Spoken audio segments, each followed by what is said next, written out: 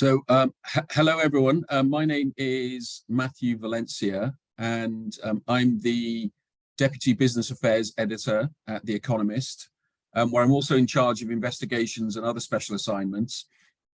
I'm based in London, but I'm doing this today from Athens, which somewhat bizarrely is, I think, not as hot as London today. So there you go. Welcome, anyway, everyone, to this virtual event, which is all about assessing progress and stepping up ambitions for transparency in beneficial ownership. It's an issue I followed and written about for quite a few years now. In fact, since some years before the global financial crisis. And I think it's fair to say that it's hard to overestimate the importance of it these days. Financial crime, corruption, kleptocracy, these are things which these days are front page global issues, particularly over the past decade or so. And frankly, that's not before time.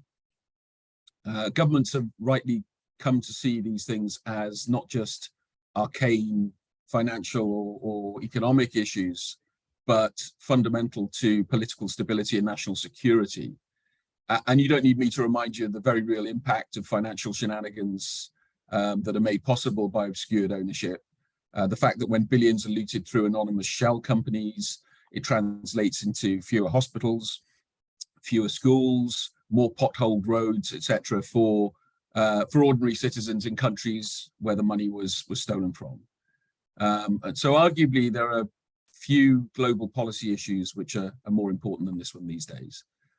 And what we've seen in recent years is a steadily growing understanding that tackling corruption and its corrosive effects depends crucially on knowing who is behind companies, trusts, and other vehicles. There is, of course, a debate about who should have access to this information. Should it be everyone? Should it just be law enforcement and other relevant authorities? But no one should be in any doubt that increased transparency is at the core of efforts to fix things, or at least it should be. And we've seen the war in Ukraine and the focus this has put on the finances of Vladimir Putin, his circle, on Russian oligarchs.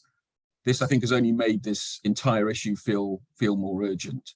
So I'm sure you'll all agree this event could hardly be more timely, and it's very exciting to be able to draw together perspectives from those implementing or pushing for beneficial ownership transparency reforms in countries around the world and at a mix of national, regional, and global levels. So one thing we can do today is to highlight how recent global events have created a fresh window of opportunity. But I hope we can go beyond that and have a frank discussion about the challenges which are involved in moving from commitments on paper to real world outcomes, real world progress. And I think of the situation in the UK where I'm based, public register that was rightly applauded when it came in 2016. But since then, we've seen problems of various sorts with verification of data. Some of this has been highlighted by great work from NGOs, and it's really sort of shown up the reforms that are still needed to Companies House in order to make sure that project is completed, if you like. It's a sort of it's a work that's still there's still a lot of work that needs to be done there. Right, I'll wind myself down now and I'll let others get on with it. I do just want to say we have a lot to get through today, a lot of speakers. We'll hear from senior government representatives, from the Beneficial Ownership Leadership Group, from countries outside the group, which are also taking forward some interesting reforms. We'll have some examples from the civil society perspective, and we'll get a bird's eye view from those working to join the dots internationally. So I'd be very grateful if our speakers could stick to their allotted time.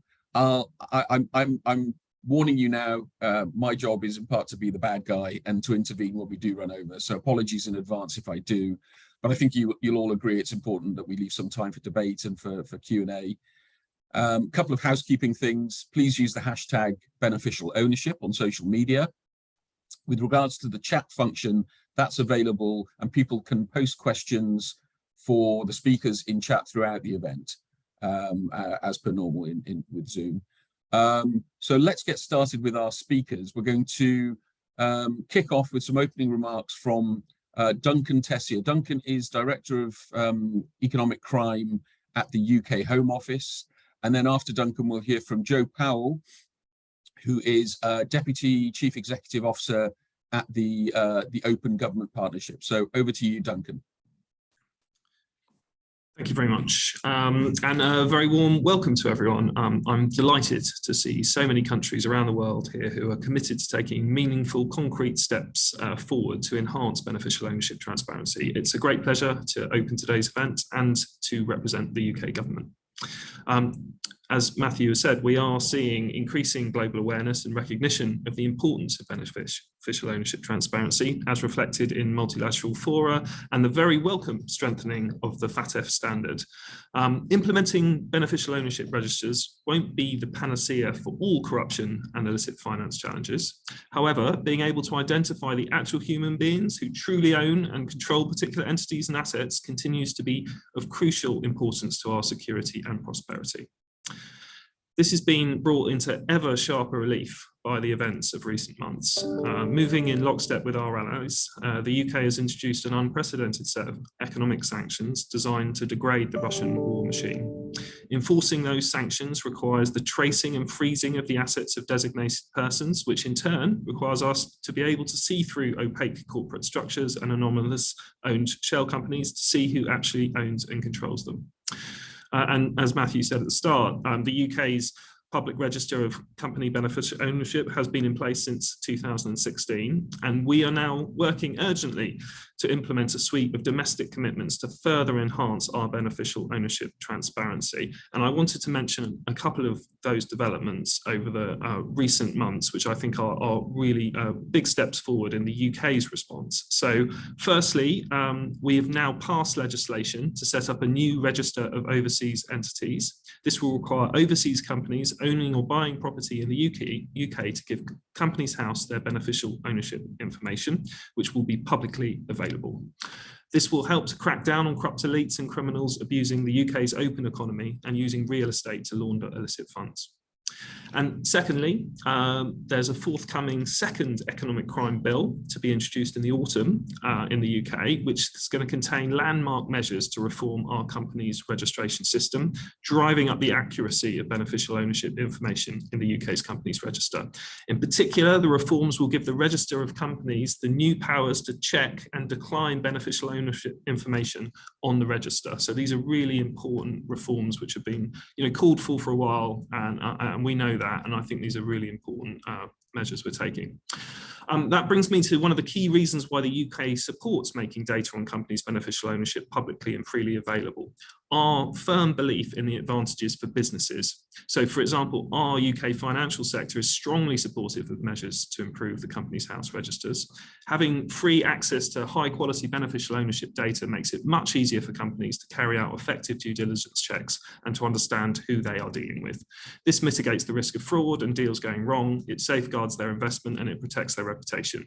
And as the post-implementation review of our register has confirmed, complying with its requirements does not impose heavy burdens on companies themselves. So in our view, countries do not have to choose between ease of doing business and fighting kleptocracy and economic crime. So in conclusion, the UK is proud to be a member of the Beneficial Ownership Leadership Group, and we'll be working with partners around the world bilaterally and multilaterally to advance this vital agenda. I'm sure that today's event will inspire and encourage us all to do just that, both in our own systems and engaging with our international partners to boost ambition and momentum. That way we can progress towards our shared vision of a world with no hiding places for dirty money, however it's been acquired. Thank you very much. Thank you very much, Duncan. Over to Joe. Thanks so much, Duncan, and just a big welcome to everyone from all over the world. It's great to see such a range of countries and governments and civil society represented. For us at the Open Government Partnership, it's a great pleasure to co-convene this Beneficial Ownership Leadership Group with Open Ownership and in collaboration with many other partners like the B Team and Transparency International, and obviously the UK government and others. I won't repeat what Matthew said about the context we're meeting. He covered that very, very clearly in terms of the importance and the why we're having this discussion. I just want to reiterate who this group is and what we can do together. So since the UK first established its public beneficial ownership registry in 2016, we have seen real momentum on this topic globally. More than 30 countries in the OGP are already acting on beneficial ownership transparency. Many of those are here today, from Armenia to Slovakia, who are part of this leadership group, but also countries beyond this group like the US, Canada, and Indonesia, and complementary multilateral organizations like FATF. Also great to have them here, including recognizing the improvement in the standard recently. But as Matthew said, I think the key purpose of this group and of today's meeting is to ensure that those commitments and that political momentum that we've had really translate into impact. And for us, impact is the goal that we set ourselves of making money laundering harder, of making it harder to move dirty money, and having that real world impact on public budgets, public services, and the things that citizens really expect from their government. And so to do that, we need a stronger coalition. And that's really why this group also meets, is to demonstrate the diversity of civil society, journalists, businesses, governments, and other partners who we think need to come together to tackle this in a collaborative way. The other thing I'll just mention by way of introduction is we had a big boost with the US Summit for Democracy last December, where this topic was really high on the agenda, which was very welcome. And the financial transparency and integrity cohort of the Summit for Democracy is one additional way that we're hoping to keep progress moving together. And just to kind of reassure people, that is not going to be a duplication of what's happening here with this group. The idea is very much to keep the two working together with that strong focus on effective implementation, raising ambition, sharing lessons between countries on both the successes that you've all had, but also the challenges that you've had and how you've overcome them, because that is the only way that we're going to actually achieve the impact that we've collectively set out. So that's all I want to say by way of introduction, and look forward to hearing from all of the different countries represented here today. Great, thanks very much, Joe. So now we're going to hear from some high-level government representatives leading the way on beneficial ownership transparency. They will discuss progress that's being made, challenges faced, and also hopefully some of the forms of support the global community can provide. So first up is the Deputy Minister of Justice from Armenia, Yeranuhi Tumanyants, and apologies if I didn't quite pronounce that correctly. Oh, thank you very much. It's correct. Thank you. I have very difficult name and family, the surname. Thank you very much. Good afternoon, dear colleagues. I'm delighted to be here on behalf of the Ministry of Justice of the Republic of Armenia, and I would like to thank you for this opportunity to share our experience in the sphere of the amendments aimed at disclosure. First of all, I would like to briefly present the work done by the Republic of Armenia in the field of biodisclosure. The Institute of the Identification of the Real Beneficiaries of Legal Entities was introduced in the Republic of Armenia by the 2008 law on combating money laundering and terrorist financing, but we couldn't define and regulate the comprehensive process of beneficial owners. We needed more practical know-how, mechanism-based models and recommendations for scoping not only state administration, but also civil society organizations and international expert partners. More active and expensive steps aimed at disclosure start in 2018, though the government started the process of disclosure of beneficial owners of metal mining companies in Armenia within the EITI EITI actions and in accordance with EITI standards. EITI intended to introduce only the process of identifying metal mine owners, which of course was of a key importance, taking into account the significant role of the mining sector in the economy of the Republic of Armenia. But it was not sufficient and could not provide a comprehensive process of disclosure and could cause problems in attracting investment and developing entrepreneurship. In 2019, during the OGP summit in Canada, Armenia signed a declaration and joined the beneficial owners leadership group and committed to being a part of the development of the beneficial owners global standards and policy, by which step the government confirms its political readiness to fight corruption in the international framework. Ministry of Justice signed a memorandum of cooperation with the open ownership team. As a result, developed standards and minimum requirements in accordance with international standards. Amendments to a number of laws were drafted in accordance with this process, and legislative change have been implemented in 2 states. All states consider the inclusive process and public consultations. It should be noted that according to the recent assessment given by the Open Ownership, Armenia and Latvia have been highly assessed for their experience in implementing global standards and requirements. As I have mentioned before, the process of biodisclosure starts with the mining ore companies and then spread to include the companies involved the production of electricity, thermal energy, or the combined production of electricity and thermal energy. The second so-called wave of amendments took place in 2021, aimed inter alia at the enlargement of the scope of legal entitlements obliged to disclose their beneficial owners. As a result, the mentioned obligation arose from September 1, 2021 for the legal entities operating in the regulated sphere of public services, legal entities providing audio-visual media services, and from January 1, 2022 for the other legal entities, except for limited liability companies with participation of physical persons and non-commercial organizations, for which the obligation will arise from January 1, 2023. It should be noted that in February 2021, the open and publicly available electronic platform for information on real beneficiaries, owners of state-registered legal entities was launched, and the declaration of real owners from 2021 are submitted under the mentioned system, which is not already searchable. Since January 1, 2022, 1,279 declarations have been submitted, which is 4 times more than the number of declarations submitted in 2021. The number of initiated administrative processing also increased. In contrast to last year, when registered initiated about 150 administrative proceedings, during the year 2022, it was already initiated 1,118 administrative proceedings, of which about 300 were terminated on the basis of eliminating the offense, and warning have been applied to almost 115 declarants.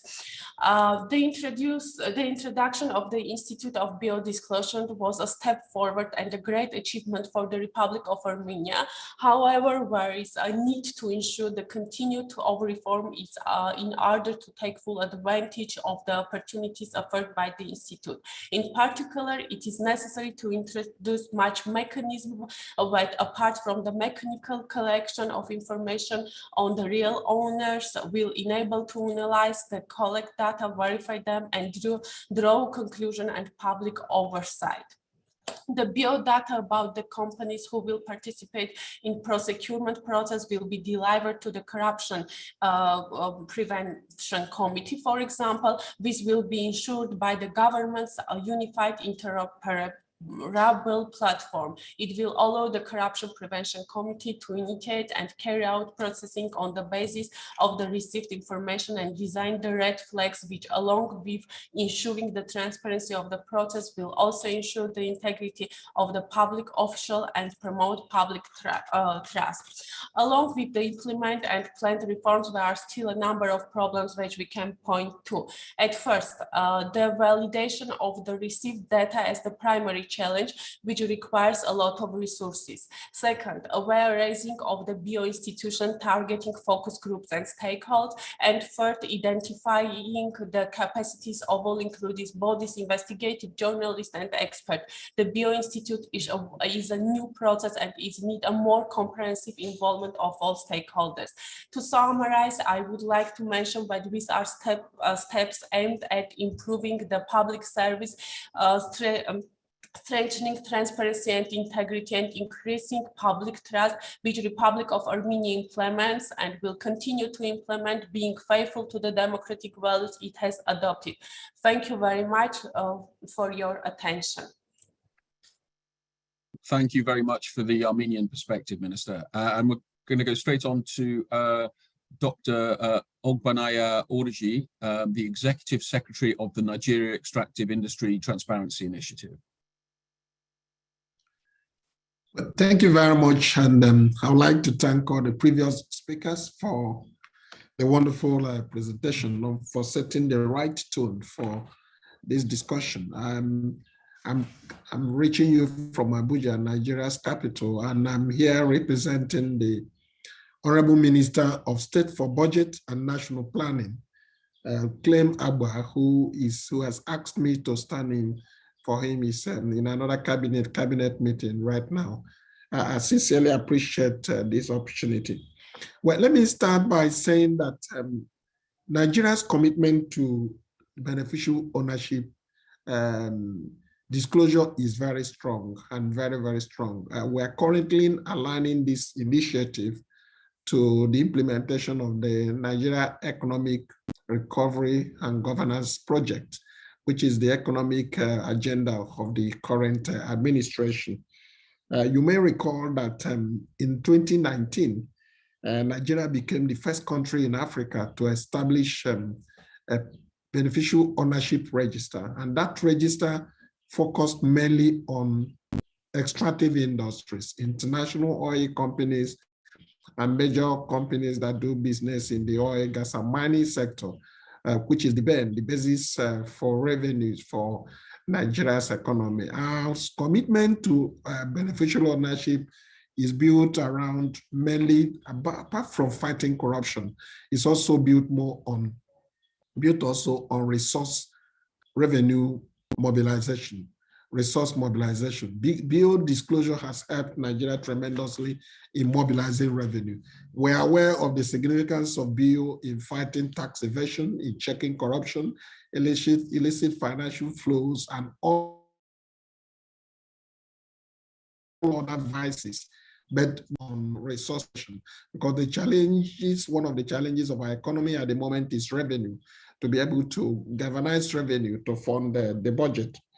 The register we published became the first in Africa, and the BO register was a product of 6 years painstaking planning. And for us in the EITI, Nigeria has been a trailblazer in terms of opening extractive, which is an initiative by the Open Initiative and BHP Foundation to deepen beneficial ownership disclosure. We launched that initiative here in Nigeria earlier this year. To advance beneficial ownership disclosure, our country amended the Company and Allied Matters Act, CAMA, the Company Allied Matters Act, in order to be able to provide and make it compulsory, make it mandatory for all companies doing business in Nigeria to disclose beneficial owners of such companies. For the oil and gas industry, we've already been collecting data in the Nigeria extractive industry. I am privileged to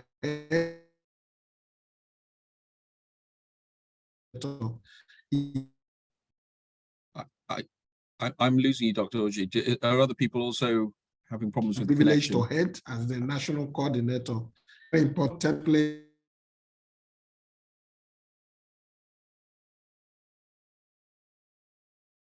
is 2019.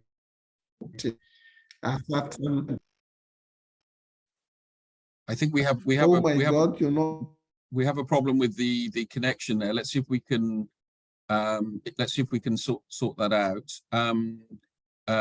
Sorry about that, and sorry, Dr. Orji, that you had problems there. I think let's move on to our next speaker. I think is probably the best thing. We're going from Africa's largest economy to the world's now, and we're going to hear from Richard Nephew, who is the Global Anti-Corruption Coordinator at the US State Department. Over to you, Richard. Great. Thank you very much. Thank you very much for inviting me to join today's discussion. I should say that this is actually my first public event since joining the State Department as the coordinator on global anti-corruption, and I'm really delighted that it's with the Open Government Partnership and with all of you here today. The United States is a proud founding member of the OGP, and we remain committed to supporting this forum for promoting government transparency, accountability, and inclusive policymaking around the world. As many of you are aware, the Biden-Harris administration has made fighting corruption a core national security interest and a foreign policy priority. In that vein, the White House released the first ever U.S. strategy on countering corruption alongside the first summit for democracy last December. And of course, a direct result of all of that is the creation of my position and the creation of the team that I lead now at the State Department. The strategy makes transparency a central theme in our efforts to curb illicit finance. Effectively collecting beneficial ownership information and increasing transparency in real estate transactions is going to make it harder for criminals to launder the proceeds of corruption, other crimes through the US financial system, and easier for law enforcement to hold them accountable when they do. This is an area where the United States recognized our own vulnerabilities and deficiencies, and where we are taking action with the support and urging of the private sector and civil society partners. And I should emphasize here, again, the recognition that we have that corruption is not a problem that is over there or in some other place. Corruption is here too. Corruption is everywhere. And it's the kind of challenge that we all need to confront together, particularly to share the learning that we have done about the challenge and how to respond to it. We're supporting other countries to make similar progress with a range of foreign assistance programming that's focused on illicit finance, including on transparency issues. This is a key part of the Democracies Against Safe Havens initiative, the U.S. deliverable for the Summit for Democracy. I should emphasize the summit because countering corruption is integral to the democratic renewal agenda and a central pillar of the summit. In this year of action between summits, participating governments, including the United States, are working to make progress on over 900 commitments, with a great majority focused on fighting corruption both at home and abroad, which really is just a breathtaking amount of work that has been committed to. Of particular interest to this group is the democracy cohort we're launching on financial transparency and integrity. Via both the State Department and USAID, the United States is co-leading this cohort with OGP and the Brookings Institution. The cohort is going to focus on a wide range of financial transparency issues, such as beneficial ownership information, mitigating risks posed by certain categories of gatekeepers, balancing transparency with data protection and privacy interests, financial intelligence and other information sharing, opportunities to bring in the private sector, asset recovery, and political will for transparency oversight in the return of stolen assets, capacity building, institutionalization of these efforts beyond the second summit. And we intend to use this cohort as a platform to analyze commitments, advance collective action focused on implementing them, and if useful, to inspire new commitments, because again, this is a process that needs to continue. As we look ahead to the second summit, we hope participants, both those in the cohort and otherwise, will report on the progress that they've made in implementing those hundreds of anti-corruption commitments announced last year. We see a unique role for OGP to ensure that these commitments are taken up and achieved beyond 2023, because this is a constant process. Lastly, as this group knows well, open government is not an end in of itself. Instead, it is a means to help the public and non-governmental stakeholders ensure their governments are living up to their obligations and, when necessary, are held accountable. For that, We need a strong, independent, knowledgeable civil society and media sector that can leverage government transparency. The United States is steadfastly committed to ensuring that civil society has a seat at the table where anti-corruption policy is made. And for that, we commend OGP's consultative model. I should also note in this context the fact that the United States is going to co-host the biennial International Anti-Corruption Conference with Transparency International here in Washington on December 6th through 10th of this year. It's going to be a great venue to advance discussion on these issues and press for action. We hope that you all will join. Thanks again for having me. Looking forward to the rest of the discussion and really appreciate the opportunity to introduce myself to this community. Thank you very much, Richard. That was really interesting. And what I'm going to try to do now is to go back to Dr. Orji in Nigeria. If you were there, perhaps if you turn your camera off, that might make the audio a little bit better. Could you perhaps, what would be great is if you could just focus on just a few key points, since obviously we're going to have to move on to our next speaker, but I wanted to give you a chance to come back with some key points there. Yeah, thank you. I wouldn't know where you lost me, but I was speaking on the practical steps we've taken to be able to deepen implementation of beneficial ownership. I mentioned that we have amended the Company Allied Matters Act, which makes it compulsory for all companies to disclose data on beneficial ownership. The Nigeria Extractive Industry Transparency Initiative is currently working with the Corporate Affairs Commission to have a broader register, a larger register that is not only limited to extractive industries, but includes all companies doing business in Nigeria. That will be the national register. And we intend to launch that register somewhere before the end of this year. And we are currently working on a program to put that in place. Let me quickly highlight some of the few challenges. One of the few challenges is sustaining political support for implementing beneficial ownership. We know in developing countries, there is a huge difference between institutions and politics. The politics and institutions go differently, especially at this moment when Nigeria is currently on general election. By next May, the current government will be giving way to a new government. Our general election is made in January next year.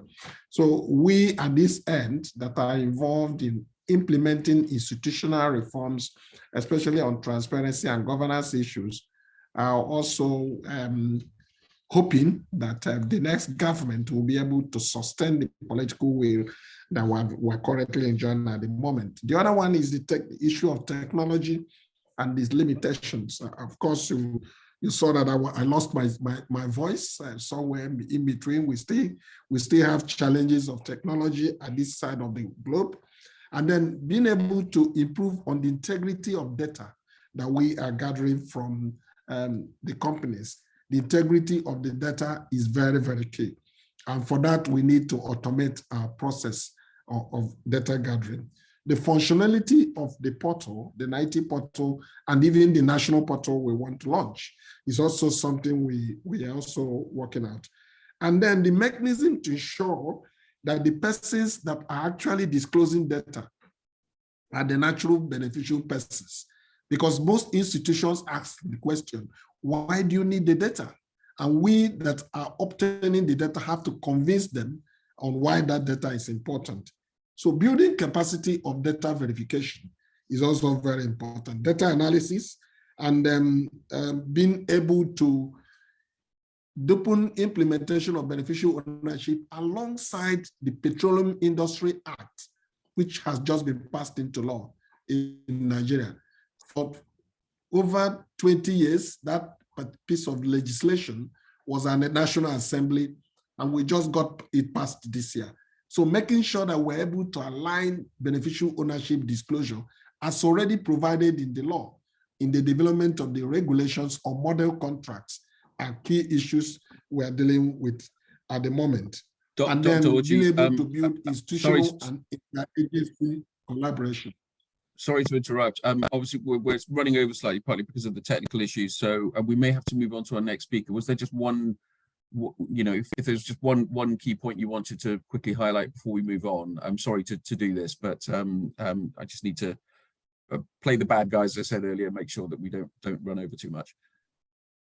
No, thank you, Matthew. I think I'm done. I'm just explaining that we needed to have been able to build strong institutional and interagency collaboration, not just within the country, but also around our partners around the world. Thank you very much. Thank you very much indeed, and I'm glad we were able to sort of come back to you. Let's move on now to Dr. Cahyo Muzhar, who's Director General for Legal and Administrative Affairs at the Ministry of Law and Human Rights in Indonesia. Dr. Muzhar.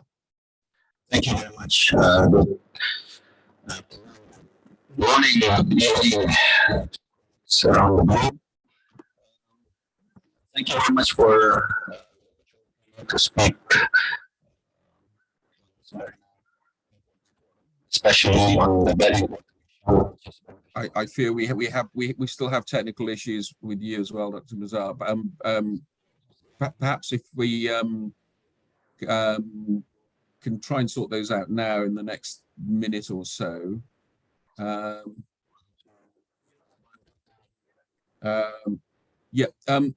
I'll do while we're trying to sort that out, we've had one question in the chat, which is an interesting one, which I will throw out to our speakers to have a think about.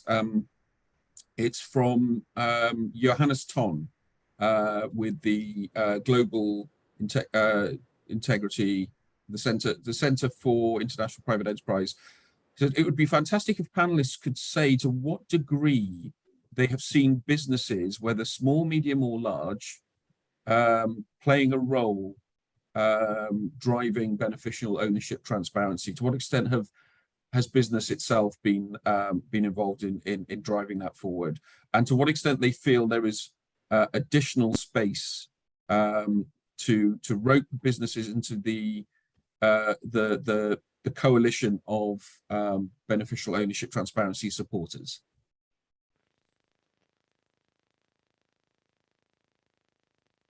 I'm not sure if anyone wants to come back on that, whether we can go back to Dr. Muzhar. I'm happy to take a stab at it, or if you'd like to turn it over to Dr. Muzhar. How is this? Let's see how the audio is now. Hello. 1, 2, 3. No, unfortunately, it's still we're still having problems hearing you. It's very fuzzy. I'm sorry about that. Was that Richard who? Yes. Do you want to take a stab at that? Why not? Sure. Happy to. While we're hopefully getting the audio sorted out, and look forward to hearing that. I mean, I'll just offer a couple of thoughts. You know, I have the benefit perhaps of having recently not been in government, so I've spent a fair amount of time talking to private sector companies and banks and others.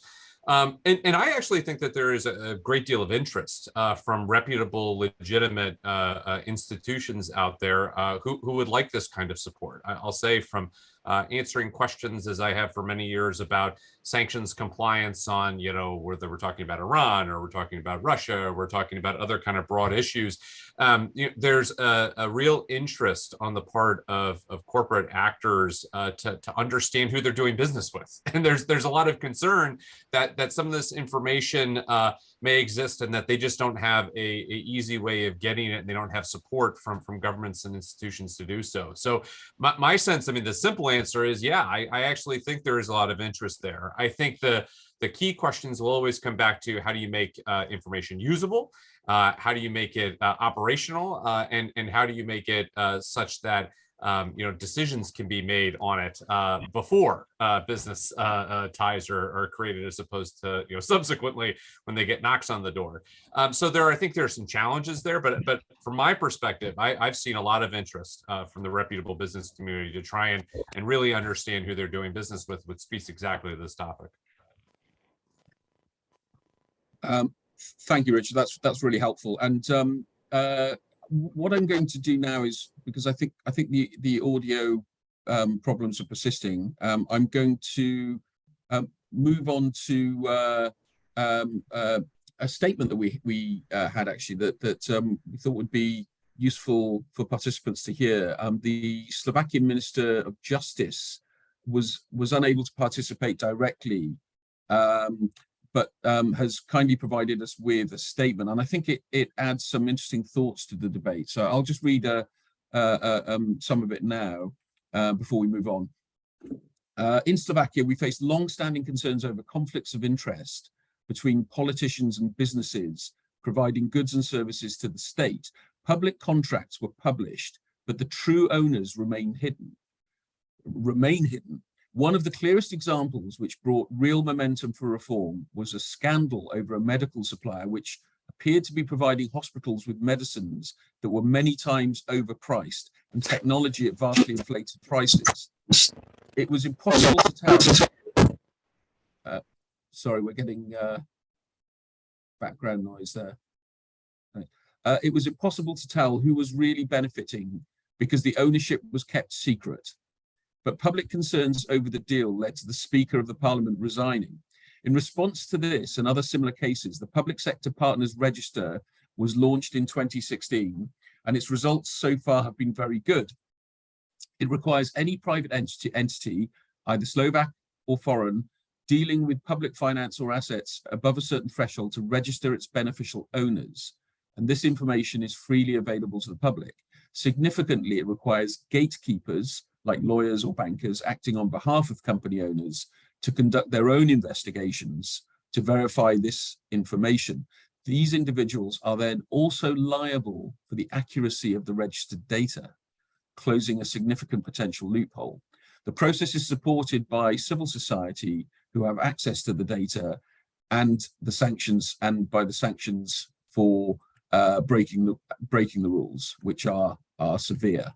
The statement goes on, we will hear more on another famous case involving ex-Czech Prime Minister Andrej Babiš shortly.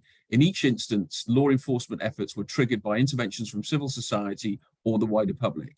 So the most important recommendation from Slovakia is to collect verified beneficial ownership data and keep it accessible to the public for free online. These are important first steps towards genuine accountability.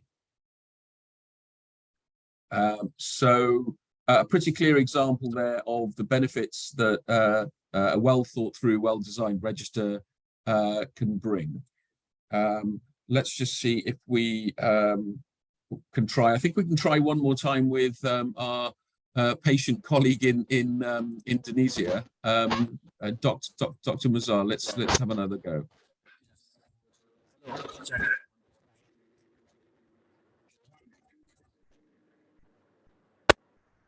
Oh dear, I hate to have to say it, but we're still, I'm still having problems hearing you. I'm guessing others are too. I'm so sorry. The problems are persisting. I'm so sorry. So we'll move on and keep trying.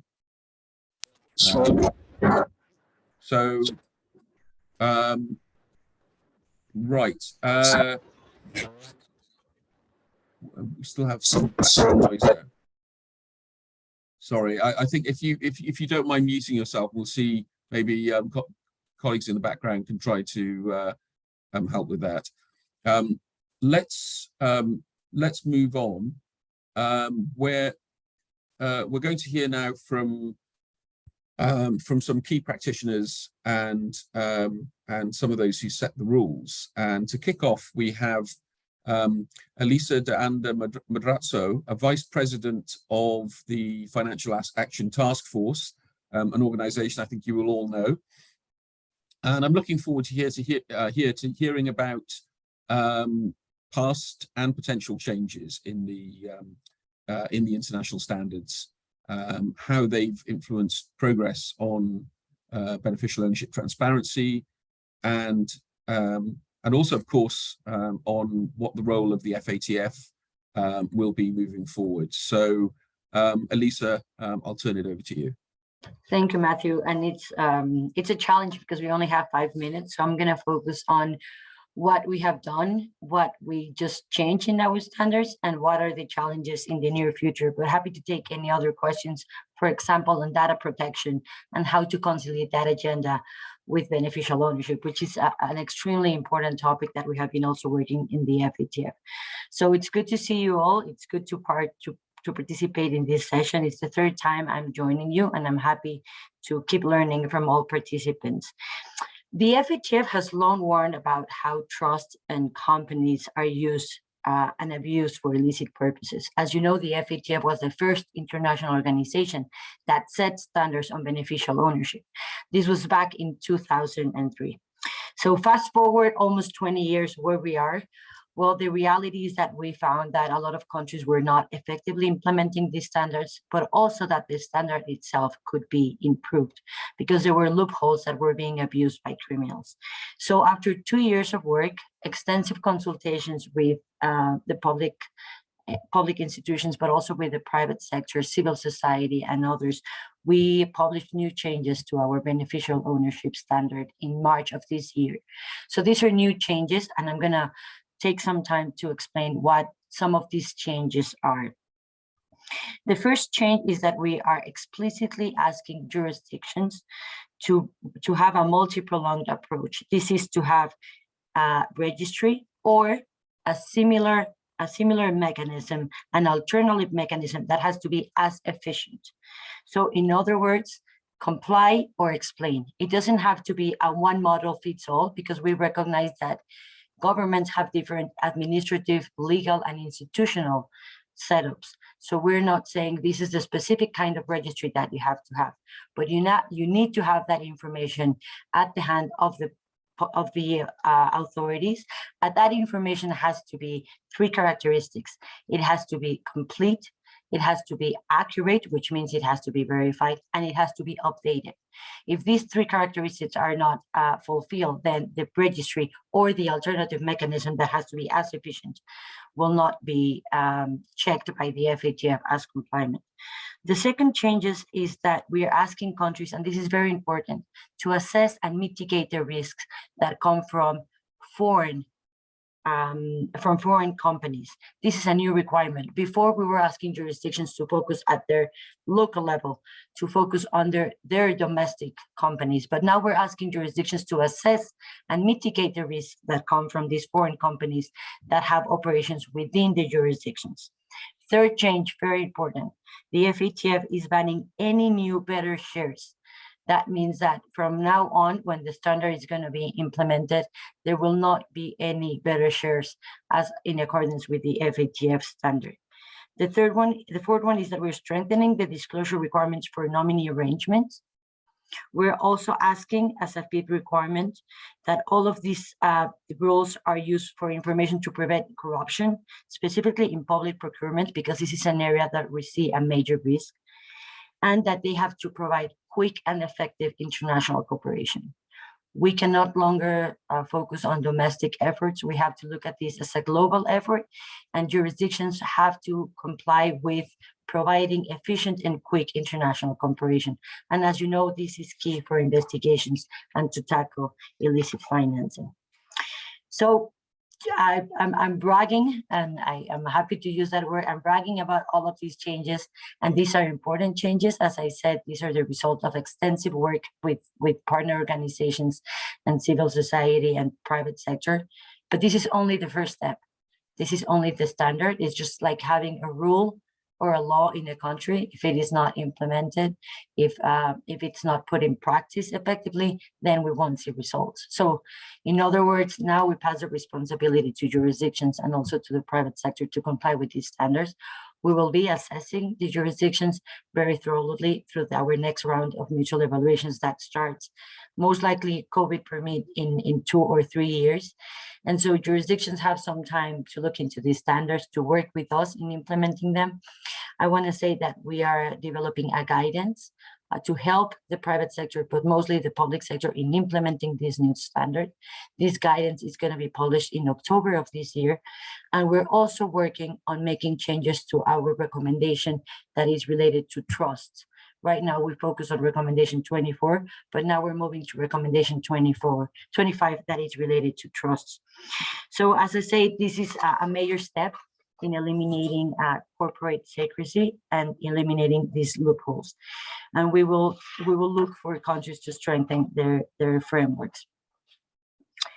I want to say that these changes are not only important in tackling illicit financing, but this is very important to promote investment, fair play in the economies for the businesses, to achieve sustainable economic growth, and very important to protect the people's trust in our fair societies. So the FATF is committed with this agenda, is committed to working with all of you as partners, and I very much thank this invitation and look forward to continued conversation. Thank you for the invitation. Thank you very much, Elisa. And our next speaker is Natalia Chornogub, who is Head of Government Relations at U-Control in Ukraine. And we're going to give Natalia a few minutes extra, only a few, because we're nothing if not brutal with our timekeeping here. But Natalia, I believe, will talk about a fascinating and useful tool, the Russian Asset Tracker. Over to you, Natalia. Yes, thank you so much, colleagues. Thank you, guys. I'm very pleased to be here. I'm from Ukraine. Now I'm in Kyiv, and I'm very, very glad to be here. Why I'm here and why my information might be useful for you, for governments, for journalists, for NGO, and for businesses as well. My company, U-Control. I'm the head also. Non-government organization Open Data Association. I'm working closely with the Ministry of Digital Transformation of Ukraine. So I'm in a close collaboration with business, NGO, and non-government sector.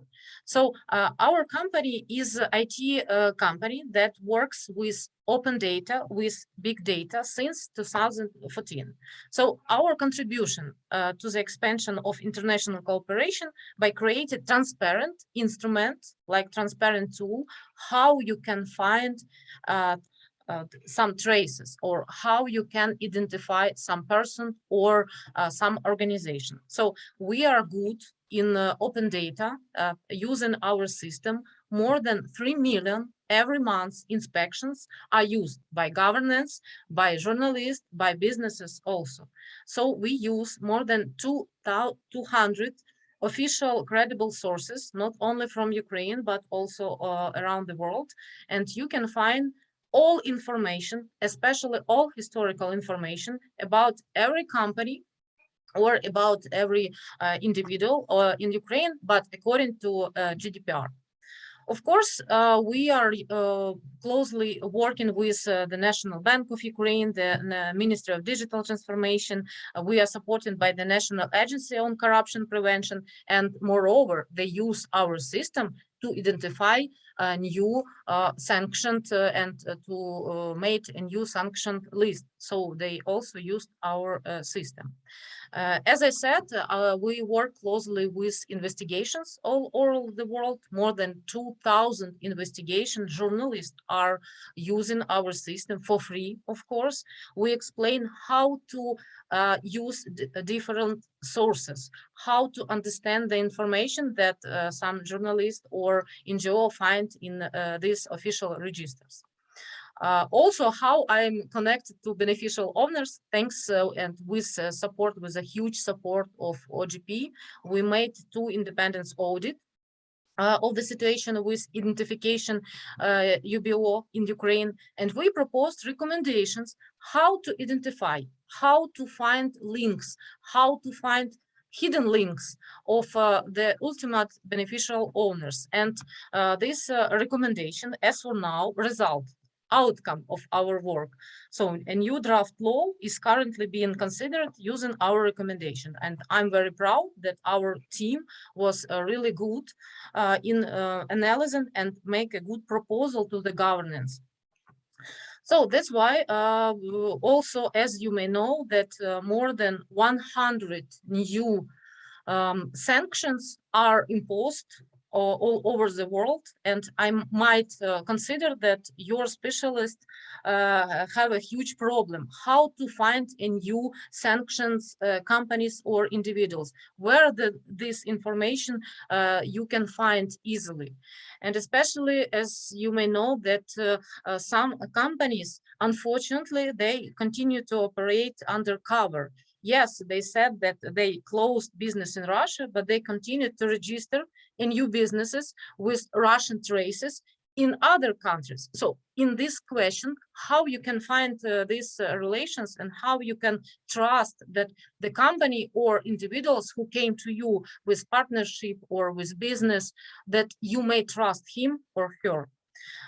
For example, we made analysis in Ukraine. We find 21,000 of companies which has traces with Russian or Belarusian connections. Can you imagine how many such companies do you have in your own countries? How, as for now, how you can identify them, how you can find some hidden traces? So we created when the war was started. So we created a new tool. This tool helps to find sanctioned companies in more than 100 official resources around the world, and you can also find the deepest level of connections such companies or such individuals. So as for now, in this system you can find information from more than 26 countries, 50 sanction lists, 1,050,000 military terrorists. Also, you can find available information on assets, including aircraft. And every 2 weeks, we made changes in this system. So I hope that till the end of this year, we will include information from 100 countries around the world. And I'm deeply sure that also all of you may help to find this information. So to cut the long story short, why I encourage you to use this system, of course, for free, dear colleagues, because this is the most complete database of PEP, of UBO in countries. It's a unique deep search algorithm and also transliteration. We understand and made a good mechanism how to understand this spelling, how to understand that Chernohub or Charnahub, is it the one person or others. So just 20 seconds at least how this system works. You can be sure that I won't take a lot of your time. For example, I want to find information about Mr. Brett Townsend. Okay, I can see that this Brett Townsend, who is this person? For example, he came to bank or he came to the Ministry of Finance, yeah, and he proposed some partnership. I can see that this man is nationality of United Kingdom, but also he is director of some interesting company security tax. I won't show you all the case because I understand that I have not enough time, but I can tell you, like, I will step some more steps, and I can see that before this company hiding Russian person, Gulmyadinova Iraya Kimanovna, she owned more than 22 companies all over the world, in Cyprus, in Malta, offshore, in different offshore zones. And then you have a connection, like this person who are situated in Great Britain. He has a connection with some person, with some lady, Gulmadinova, and this Gulmadinova also has connection to like Rothenberg or also to Putin, because they connected with some links with several companies. If you don't know this information, you might think that that's okay, nice company, nice man. I try and I check all the information, but I can assure you that if you will try this system, you can find very interesting information because we use not only official sources but also some investigation from the journalists, from the official journalists. So what I propose, especially I think that I am the most interested person or company than maybe anybody else, because we are from Ukraine and we want to stop this war as soon as possible. So thanks to you, thanks to your community, thanks that you will have a possibility to find different links, to find different companies. I'm sure that it will work only if we can work together. So I encourage you, please, to use. I will send the links to chat. Sorry for so much time, but I encourage you to use this tool to be sure that it works and you can find a really important and useful information for you regarding UBO. Thank you. Sorry, Matthew. Thank you very much, Natalia. Thanks very much indeed. That was a really interesting demonstration of the power of the tracker. And let's fingers firmly crossed. Let's go back to Dr. Muzhar in Indonesia. Are you there? I hope you're still with us, and hopefully the sound is better. Hello. Yes. Can you hear me? Yes, that's better. Wonderful. Okay. Great. It's a relief to finally been able to connect with all of you distinguished speakers and panelists. So it's an honor for me to be able to share experience of Indonesia, and I listen closely to colleagues who have shared their experience before me, and I think it would be also a good experience and something to learn from for Indonesia from the experience and experience from other jurisdictions. Indonesia has always seen establishing an accurate beneficial ownership data as very important. One is for the purpose of preventing and fighting money laundering and terrorist financing, and secondly, at the same time, providing beneficial ownership would also benefit for the purpose of ease of doing business in Indonesia. Indonesia, in the last few years, we have, in our response to the requirements as set out by the Financial Action Task Force, we have taken measures by enacting laws and regulations that governs, in general, the obligations of companies, foundations, and other forms of corporations to declare the ultimate beneficial ownership. The Ministry of Law and Human Rights, particularly the Director General for Legal Administrative Affairs, serves as the company registry for Indonesia and also for other forms of corporations. The steps to establish a company, I would take the example of a company. You would have to go to a public notary, and then the public notary will access the company registry and input all of the data needed for the purpose of establishing a company. So there is one layer of scrutiny, one layer of verification process through the public notaries. I think in some common law jurisdictions, you have what is known as the company secretaries to register companies. So in Indonesia, we have the public notaries, and they are public officials, and they are responsible for concluding articles of associations of companies. So that's one level, that's one stage of verification from the public notaries. They are responsible fully for the data that they input in our company registry.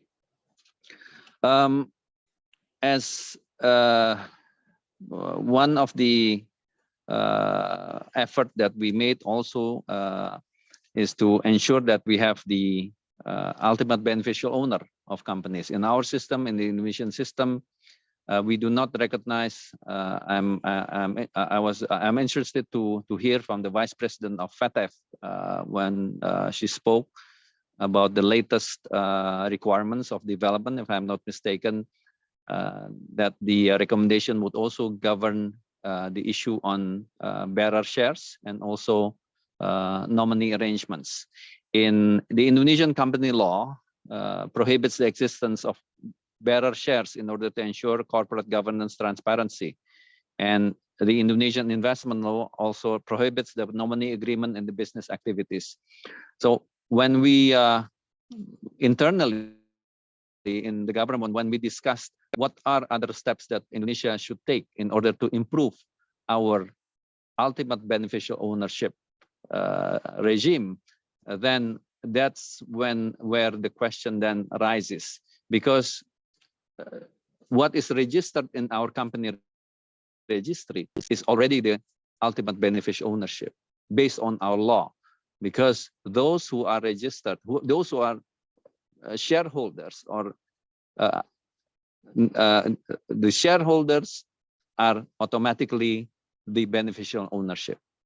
If 1, 2, or 3 shareholders of a company, of a legal entity, is also a legal entity, not a natural person, then we can search, we can identify the shareholders of that company until we finally come to natural persons, individuals.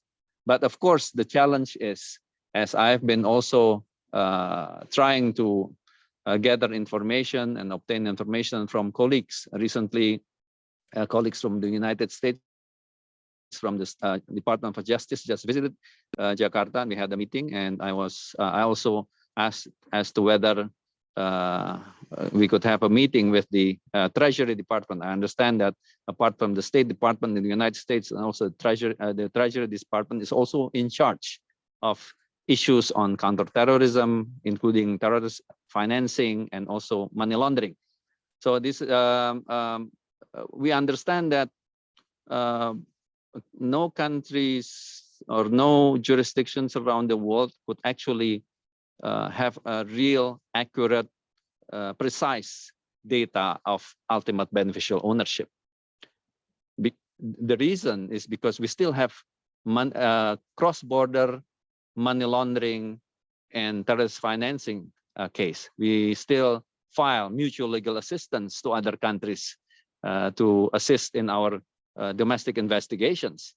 So that's why this is an opportunity for us to be able to understand how far, how deep, how detailed that information that we should have in our company registry.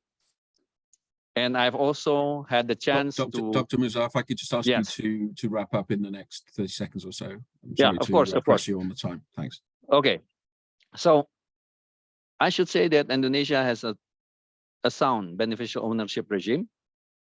And we can search, for example, if you search my name, and then the system, the search engine would be able to find in which companies or corporations that I am also involved as a director or a commissioner or shareholders.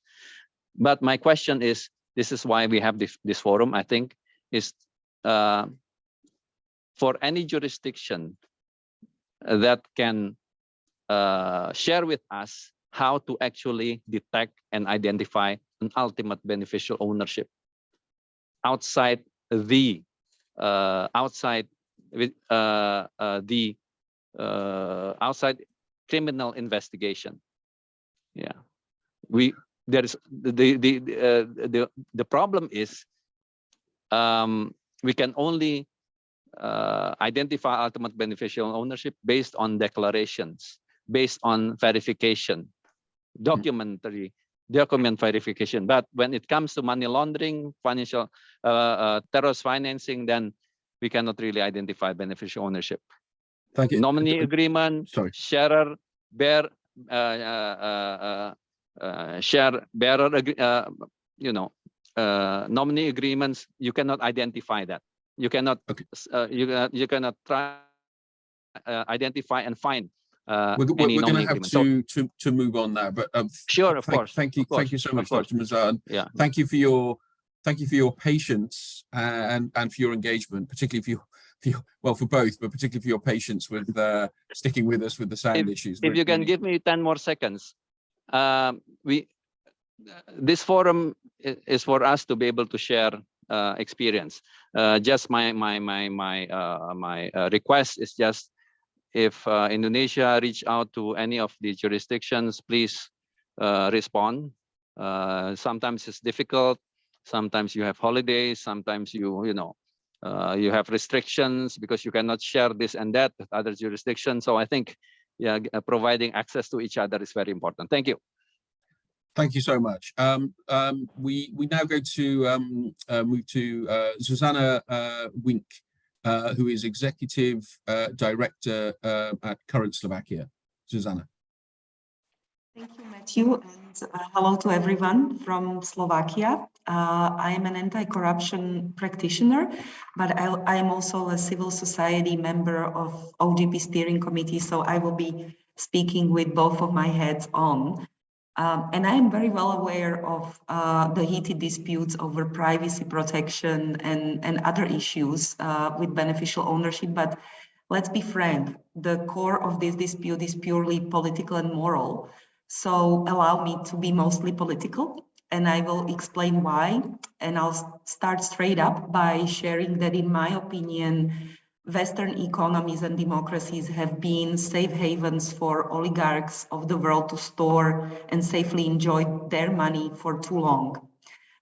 This has created a robust infrastructure of enablers within democratic world, deeply penetrated our political systems, created networks of vested interests, and as the Russian aggression and its shock waves through the world have shown us clearly through media coverage, it also deeply eroded our collective ability to effectively and in due time defend the democratic world.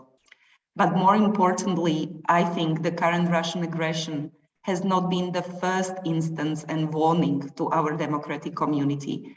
We could have seen it coming a long time ago, not only through the takeover of Crimea, Donbass, and Luhansk that have shocked us, but also through the leaks like Panama Papers and other cases that have deeply shaken our trust to democracy.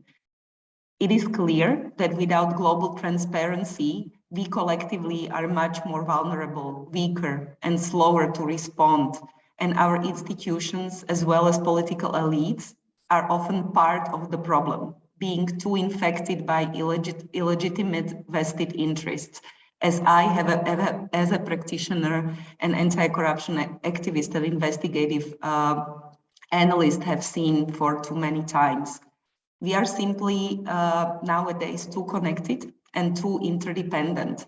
So to solve our problem, as has been mentioned by speakers before me, we need brave and daring global leadership now to profoundly reform the financial systems in order to stop the erosion of the democratic standards and the systems. I really truly believe that we need a new, strong global norm to make data on beneficial ownership of companies publicly available without any barriers and fees, as well as we need to strengthen the verification process. That's the point that has been raised by Indonesia, at least in instances of clear red flags.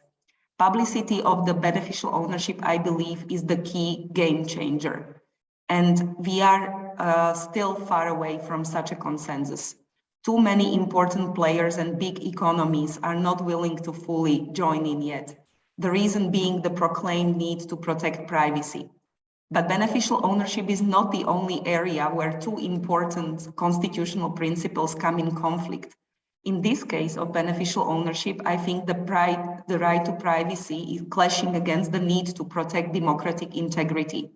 And it's also not the first instance where such a conflict needs to be consolidated more in favor of democratic integrity, because this has far bigger possible devastating effects on the global community. The new members of the democratic world, including my country of origin, Slovakia and Ukraine, have done their homework. Under the leadership of the most established democracies, they have made the data publicly available to journalists, to wider society. And I think now it's the time for older established democracies and economies, including the US, Canada, Germany, France, and others, to come on board. Too many journalistic investigations, not coming only from our region, but globally, have disclosed that precisely these developed jurisdictions are being used by our domestic oligarchs and corrupt corporations to set up structures that become safe vehicles for corruption and prevent our law enforcement from effectively prosecuting cases and recovering stolen assets. Under the leadership of established democracies, we, as new members of the democratic community, have introduced bold reforms, have opened up data to public scrutiny, and now we need the robust democracies of the world to match us. Ukraine has been a clear leader of transparency and fight against corruption for some years now. My own country introduced a very robust verification system that has been already mentioned for companies who are bidding for public contracts and subsidies. The Zuzana, reform. can I ask you just 30 seconds to wrap up if you don't Yes. mind? Sorry. Yes, the reform gave authority to verify and sanctions breaches to a strong court. It introduced a reversed burden of proof that was a game changer, forced the companies to prove the corporate structures when disputed, to prove their ownership, giving the public as well as journalists right to petition to the court through qualified claims. So it was the reform that forced a couple of strong Slovak oligarchs out of years of long hiding, threatened their public contracts, and even provided invaluable proof to the neighboring country and the European Commission to hold the former Czech Prime Minister accountable for conflict of interest when his companies received massive European subsidies. And now just 10 seconds. These examples clearly show that only combination of bold transparency and effective verification are strong enough tools. And we have unprecedented window of opportunity now and a moral obligation to global democracy and to Ukraine and its sacrifice to fix this problem, which is one of the most pressing problems of our time. So please, let's just live up to these historic chains. Thank you very much. Thanks very much, Zuzana. Really appreciate that. And last but by no means least, we're going to hear from Tom Townsend at the Open Ownership. Tom, over to you. Thank you, Matthew, and a huge thanks to everyone who's come along today, both panelists and audience. I really appreciate you being here. We're making huge progress on beneficial ownership reform globally, whether or not that's having a more effective regime in a non-public register or where, and rightly, countries are moving towards a public register. We are seeing progress, and that's a fantastic thing. You've heard today from a number of speakers about what some of these technical challenges that remain are, and I'm not sure the world necessarily has an answer to them, but I think it is the role of groups like this to expand the range of people who are involved in the conversation about how to fix them. This group is kind of unique in the sense that it is bringing together government implementers and civil society to discuss the real technical solutions to the problems that we face. And let's be clear, there are serious ones. You've heard from FATF, and we welcome the new improved recommendation 24, which raises the bar on beneficial ownership reform. However, by FATF's own assessment, only 9% of countries achieved effectiveness on the old standard. Good to see standards raising, but we got nowhere near effective implementation of the previous one. So we have a mountain to climb. Really want to thank the US government for convening the Summit for Democracy. It can be a place where we continue to drive this conversation forward. But one thing we do have to avoid, and this is an attitude that bothers me a little bit in the discourse between those financial institutions, international standards bodies, and the like, that civil society really has very little role to play in the discussion of how we fix this reform. Very keen to hear civil society turn up and talk about corruption, describe how bad it is, talk about the effects of it. Not that much interest in actually having civil society in all of its breadth involved in the conversations about the actual technical solutions. I really hope that the Summit for Democracy can change the nature of that debate. So again, thank you to all of you for being here. It's a real pleasure and privilege to have you. And with that, I'll hand back to Matthew. Thanks, Tom. Some really great thoughts there. Appreciate that. We are coming towards the end of the session, but we've got some time for Q&A, which is great. So I'm going to dive in now with and we've had a load of great questions. Unfortunately, we won't get through them all, but let's see how we go over the next 10 to 15 minutes. Here's one, and I would be really grateful if Richard Nephew in the US and Elisa at the FATF could tackle this one. And it's this. We've heard about some really positive green shoots on reform in a variety of countries, but this is a global issue. So we need solutions at scale and across borders. What support or tools are needed from the international community to deliver wholesale global change? And a sort of somewhat related question is, what can be done to ensure that lack of resources isn't a blocker for implementing effective public beneficial ownership registers? Who wants to take that one on first? I'm happy to go first. I think there's three key components to get success in this. The first one is political will, the second one is capacity, and the third one is investment. Political will is not about resources. We all know what political will is, and either you have it or not. The second one, that is capacity, requires the investment, because many countries do not have the human resources or the technological capacity to do so. And that's where the role of technical assistance is key. Now, the FATF does not have a role in providing technical assistance, but we do have a role in coordinating providers where the resources are needed. And that's where we're working very strongly. We have over 206 jurisdictions in the global network. That's basically the whole world except 2 jurisdictions.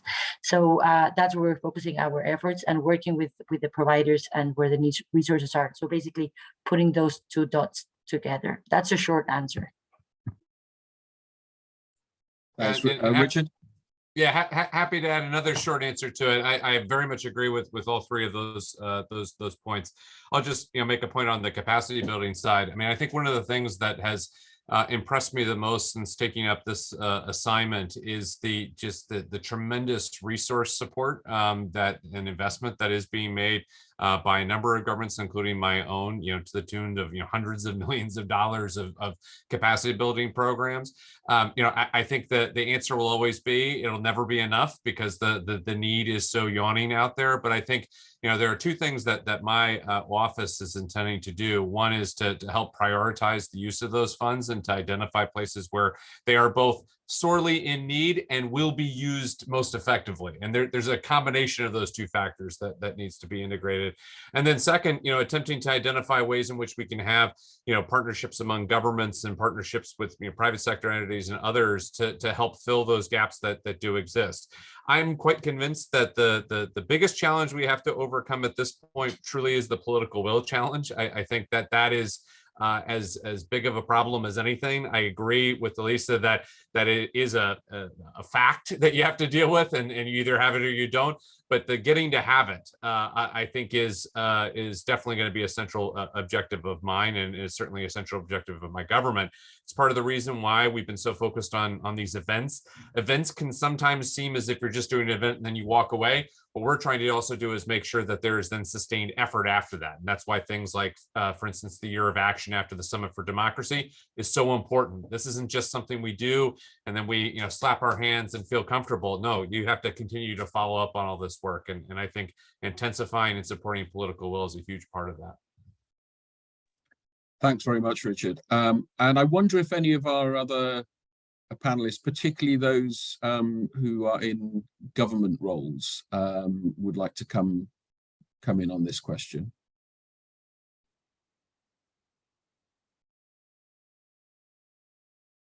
Or indeed any of our speakers. If I may add shortly, Zuzana. I think, as it was mentioned, these issues are very technical, and I think platforms like open ownership represented by Tom or open government partnership can be a very good vehicles to sustain the effort and to provide peer learning, but also international exchanges and hands-on experience of experts that can be crucial, because usually the window of opportunity for such reforms is very, very short, and the need of this assistance and knowledge sometimes to overcome, as it was mentioned, the lack of political will or other barriers is very short. Thanks, Zuzana. Now I'm going to jump in with another question here. This is right. In your view, where are we on the journey to having a critical mass of countries implementing beneficial ownership transparency? And what do we collectively need to do next to move forward? I wonder whether perhaps Tom, if you want to start with that one. Thank you, Matthew. We have a critical mass of countries committing to reform. There's no doubt about that. Where are we in terms of a critical mass of countries delivering the reform? Quite a lot further behind. And that stat I mentioned earlier, 9% of countries delivering against the previous FATF recommendation 24 as effective, I think demonstrates that. But I would say, you know, I've been in and around this space, as many of the speakers here have, for a long time now. And I've said this before at these kind of events. If you were to go back to 2016, 2017, when we were having this kind of conversation, and say, actually in 2022, we would have this range of countries talking about the specifics of how to deliver this and get this done, talking in very practical terms about it, you would have taken that back then. It did not seem possible. So I think kind of managing our own expectations is important, but I think we do have to acknowledge the fact that globally we've come a very, very, very long way in a short space of time. The mountain is very, very tall though, so we still have a long way to climb. Great, thanks, Tom. Who else would anyone else like to come in on this very important issue? The critical mass. Any other thoughts?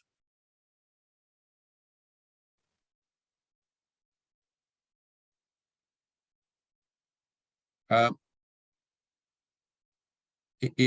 don't see anyone else either raising a hand or diving in. So maybe we'll just do one more quick one before because we're coming to the close.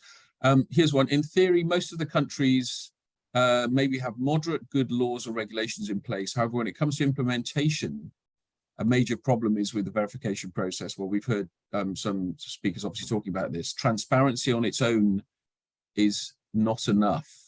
And the question is how to build up the political will on that front and to sort of to push through with implementation and enforcement, not just having the transparency itself. Dr. Orji, I see your hand is up. Do you want to weigh in on that?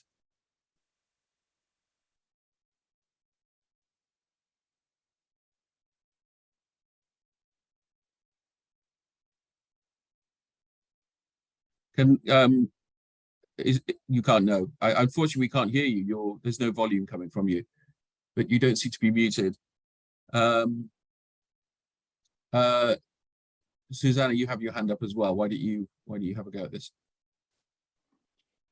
Yeah, it was mentioned before, but I wanted to echo the Slovak case. I think it's very inspiring because there was a lot of systemic corruption going on, and what the minister recognized is that she has a very short time, and she focused on introducing a very strong institution, being the court, but not leaving the court alone in this process of implementation. But she recognized the power of journalists and public and NGOs who have been building up the public pressure for a long time through very thorough and verified investigations.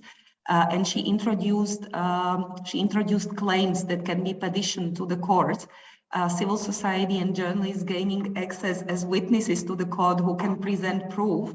And the other thing which was very important in helping the implementation was really a combination of strong tools that would provide the first successful cases for the public to see the value of such a reform. And that was the reversed burden of proof for companies. So when disputed, the companies have to prove their right structure and defend themselves, not the claimants.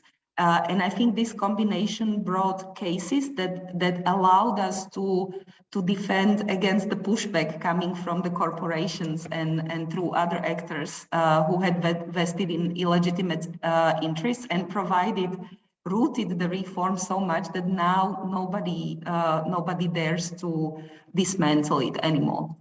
So it was a very quick move, cooperation with experts, very good selection of experts to guide and lead the first institution, and very impressive public results. Thank you, Zuzana. Thanks again. Let's try one more time with Dr. Oji in Nigeria. Let's see if we can hear you now. Have another go. I can see you're muted now. That's it. No, unfortunately, we just can't hear you. I don't know what the issue is. I'm guessing it's your end. I'm so sorry about that. Well, it's sort of coming to wrap-up time. So just wonder if anyone else, any of our other speakers, panelists, have a comment that they want to make before I bring things to a close. Natalia and then Tom, and I think then we will have to wrap things up. Natalia first. Yes, thank you so much. I want to emphasize that Zuzana said a very important things about transparency. All of us, all of our country have to understand that it's not about your protection or about your FATF regulation or IML regulation, whatever. It's about worldwide safety, I can say freely. Before the war was started in Ukraine, Ukraine was one of the biggest in the sphere of open data. We have more than 140,000 open data official registers that you also can freely use in your country and to make understanding regarding, for example, ultimate beneficial owners. So that's why, unfortunately, not in all European, especially countries, there is such transparent information. So I encourage you, like, first of all, just to talk with your communities, to talk with your official governments, like whether it's possible to make your information regarding entrepreneurs, to make it open so others country, especially Ukraine, because the situation now is very terrible in the whole world, whether you can open this information. The next point, very important, to make trainings for non-government sector, for journalists to explain how to use information, why it is vital to make as many investigations as possible, because thanks to you, thanks to impact of non-government sector, I'm also now talking as non-government sector because I'm the head of this Open Data Association. You will see that thanks to such investigation, a lot of crime, a lot of companies who are linked to Russian Federation will appear. So please encourage them, please make trainings. I just spoke to government officials, because you will see that it's a huge impact will be for you. And also, yeah, sorry. Sorry, yeah. sorry. Yeah. No, okay, please make the one last point, and then do you want to make one last point before I turn over to yes, Tom? and I wanted to make such community with you to share the expertise, to share some information what non-government sector do, like business sector do, like to share information with each other. And please use our company freely as you want, because we understand the impact of our work that we do now. Thank you so much. Thanks, Natalia. Important points and an important plea as well earlier there. Tom. Just finally, again, to thank everyone, and also to say the governments represented here are in different ways doing the most groundbreaking work when it comes to beneficial ownership reform. I would implore everybody that this kind of community needs to be sustained, because it is where I think some of the most practical, pragmatic and interesting conversations are happening about how we drive this forward. But thank you to all of you. I really appreciate your time. Thank you, Tom. And yes, a big thank you to the speakers, to the panelists from me, and to everyone who participated. We went over a little bit, but not too long. And I think it was well worth it, because there was a lot to get in. There's a lot more that we haven't discussed, but that'll be for the next discussion, for the many future ones that will take place. And it'll be fascinating to see how this develops in the coming years. And clearly, there are ups and downs, but the direction of travel does seem to be the right one, broadly speaking. So thank you all again. I hope this has been useful, and yes, thanks. Bye.